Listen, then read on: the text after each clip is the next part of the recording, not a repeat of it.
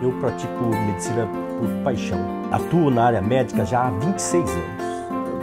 Sempre fui apaixonado por essa parte de estar auxiliando a trazer vida, sabe? Uma coisa muito gratificante.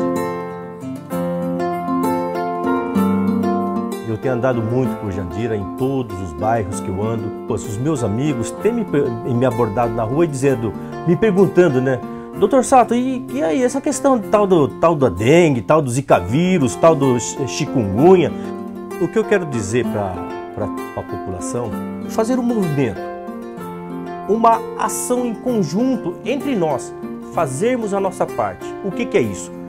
É evitarmos que haja criadouros do mosquito.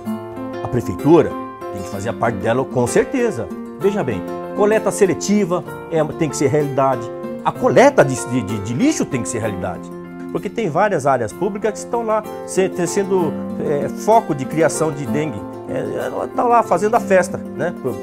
Os mosquitos, para eles, é qualquer lugar que haja uma simples poça ali, pode estar limpa ou suja, que o mosquito está se proliferando. Não é só com a área pública, nas áreas privadas também.